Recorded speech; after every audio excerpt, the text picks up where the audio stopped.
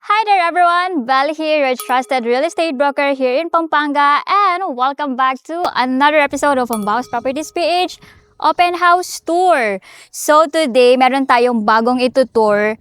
For those who are looking for a bungalow house, well, baka ito na yung hinahanap nyo. So make sure you finish this video. Now, let's talk about the size of the property. A total lot area of 546 square meters and the total floor area naman niya is 342 square meters. This one is a corner lot of property. Actually, maganda yung location niya kasi ang lapit niya lang sa clubhouse. As in, you might see this in person. Tapos right here, you have an open space or pwede mo itong gawing garden area. Maglagay ka ng mga outdoor furniture. So ito pa yung space mo, oh. Ayan siya. And this one is located here in Plantation Hill Subdivision. So sa mga hindi nakakaalam sa Plantation Hill Subdivision, this is one of the high-end subdivision here in Angeles City, Pampanga. So before tayo pumasok, let's go right here. So as you can see, meron ka pang space dito for another garden. Pwede mo bang pa-landscape yan. And kung mapapansin ninyo, no, wala siyang gate or fence. Pero we can request naman yan sa admin if you want to put some gate or anything. So this one, we have a 2-car carport. Kasyang-kasya ang 2 SUV. And then we have more pin lights right here. PVC panel sa taas. Mataas ang vertical clearance niya din. And then on this side, meron tayong plants right here. Stone paved pathway. Papunta naman sa pool area. So tara, pasok na tayo. Yan. So, right here, we have a service area. So, dito meron na tayong sink and drawers. And dito na din yung provision mo for your laundry area kasi may faucet and outlet na din dito. Tapos, sige. Later ko na lang ipakita yung maid's room. Pero nandun yung maid's room natin. Dito is parang nandito yung water pump. And then, look how big and beautiful the pool area. Well, ma-enjoy mo talaga to kasi makakapag-lap ka dyan. And then, right over there is we still have another space. So, paikot yung bahay. This one is a single detached unit. So, tara, balik tayo dun sa main door. Now, look how grand your main door. So, 'di ba? Parang magmukha talaga siyang malaki. So, tara, pasok tayo. Okay, so, ang bigat. We have 2 main door right here. Sobrang elegant yan. Tignan talaga. And as we go in, we will be welcomed by this living area. Look at that. It's double height ceiling. Actually, alam nyo ba, ito talaga yung gusto ko. Kapag bungalow, ang kino-consider ko talaga is number 1, malaki ang lot size, which this one is 526 something yung lot area niya. Second is high ceiling talaga. So, check na check talaga itong property na to. And another thing, we have this floor-to-ceiling corner glass window. Look at that. Diba? So, mas nagpabongga o mas nagpa-elegant pa rin talaga siyang tignan. Okay? Next one, this beautiful wall accent. So, you can see we have this fluted panel. Same siya ng color or design ng main door ninyo. So, parang pagpasok mo pa lang, ito na yung mag-enter sa inyo. Well, when you get this one, actually, imagine mo na lang na you will have a big, ano tawag doon? Yung mga big plants. It's up to you guys kung paano siya i-design. So, we have this LED lights right here hanggang doon sa taas. So, it's really nice. Now, next, this one is an open layout. That one is your living area. Adjacent to it is your dining area. Now, right here, you can fit at least 6 to 8 seater dining table. Nasa inyo kung gusto nyo gawing round table or yung rectangular shape na mas magbabagay din. And then, we have this beautiful drop lights right here. Next is this island counter. Ang ganda ng kitchen niya, sobrang spacious. So sa mga mahilig magluto dyan, no, this one is perfect for you guys. Sobrang spacious niya. You have this big island counter, you have sink, And then this beautiful industrial drop lights right here. Tapos, may mga kasama na siyang appliances dito sa kitchen, like this double door refrigerator. Tapos, mga drawers. Ito sila, guys. Yan. Yan. And kagandahan dito, soft close mechanism yung mga drawers nila. So, kahit magdabog ka, hindi ka mag-iingay. Just look at that. Wala siyang tunog. And then, kagandahan pa niya, meron din siyang mga organizer. Ayan siya. See? Ito na yung mga uso ngayon eh. Kumbaga parang is a must talaga na meron tayong ganyan sa kitchen. Then another one is we have this induction and range hood. So yan, ang laki ng kitchen, di ba? And then I forgot to mention, pwede ka pang maglagay ng at least 4 high stools for your breakfast, no? Pwede pa dyan. Ganda ng house, right? Now, if you are kind of person na naghahanap ng bungalow house, well, I think maganda itong house na ito. First, is nasa exclusive subdivision ka, Plantation Hill subdivision. You have a big lot and it's very spacious and open layout.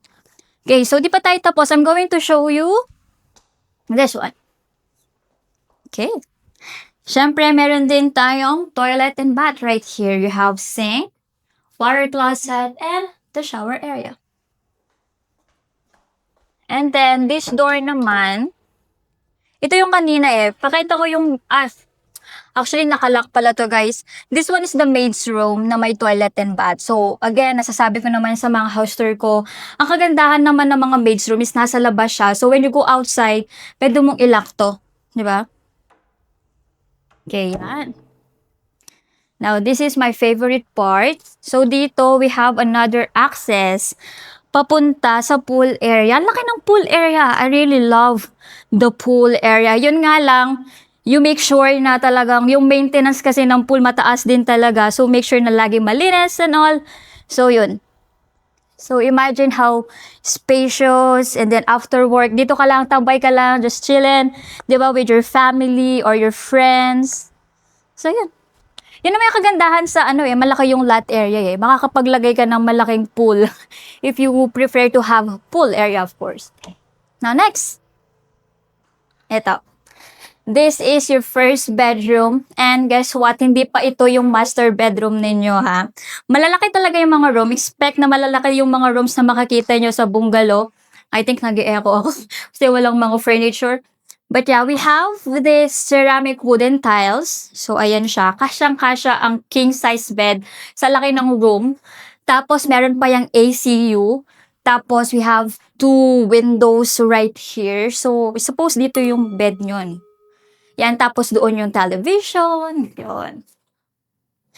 Then, dito is meron siyang walk-in closet. Ito yung closet niya. Yan. Marami ka pang lagayan actually. Tapos dito, behind the door, is meron tayong vanity area. So, dito siya. And then, ay wow naman. Ang luwag ng bathroom niya. Look at this one. Diba? It's very spacious. Again, meron ka ng water sink, a medicine cabinet. I'm sorry. Just only a mirror. And then, a water closet and a shower area, syempre. So, yun. Ang simple lang din ng design ng bungalow. So, syempre, di ba, yung mga naghahanap ng mga bungalow dyan is para yan sa mga parents natin or sa mga seniors na it's very convenient. You know what? Hindi ka naakyat pa sa taas if you have stairs, di ba? This one is very convenient na kasi ma-access mo lahat ng areas ng bahay. Next. I think this one is the master bedroom pero sige, check na natin. Yun. Look at that.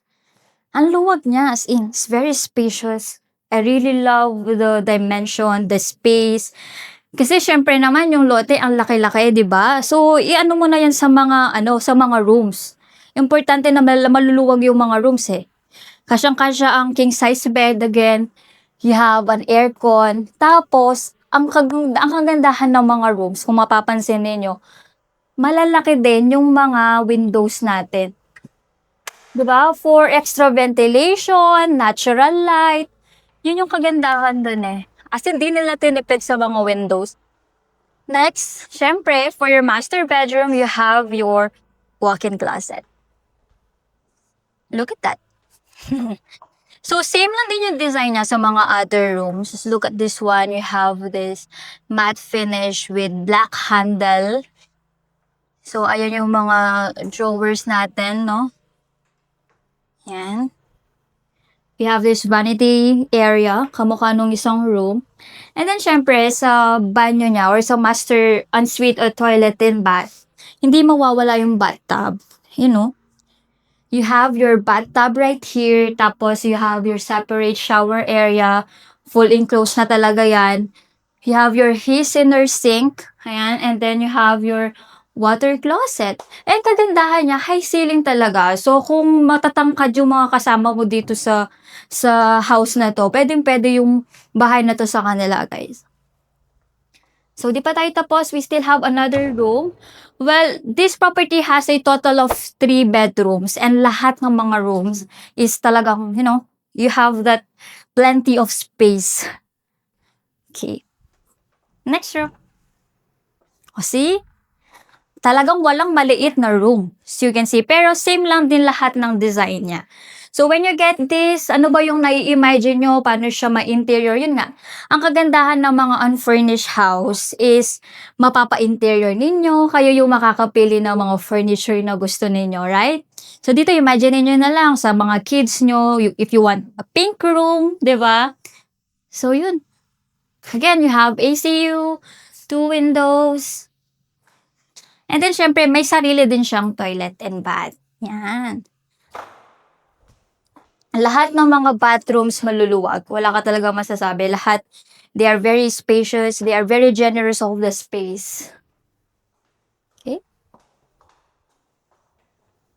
Parang lahat master bedroom no? Pero yun, that's the master bedroom actually. So, kung 3 lang kayo, I forgot to show this pala. We have 3 bedrooms, pero meron pa tayong storage room dito. Yan. Okay? Now, this is your hallway. So, tingnan mo naman, no? Ang ganda ng bahay. This one is a bungalow house. You know what? To be honest, personally, my preferences talaga is to have a bungalow. Especially, di ba, tumatanda na tayo. Gusto lang natin is yung very convenient lang. Siyempre, di ba? It's very accessible sa mga other areas of the house, like this one. Alright guys, so before tayo mag-end ng tour, let's do a quick recap of this bungalow house. So this property has a total lot area of 546 square meters and the total floor area is 342 square meters. This one is located here in Plantation Hill Subdivision, here in Angeles City, Pampanga. That's near Clark International Airport. This one is very exclusive, and for those who are looking for a vacant lot, meron din po kami niyan. Marami pa tayong available. And this house has 3 bedrooms. They are all spacious, as you can see. And then may sari-sarili din silang toilet and bath.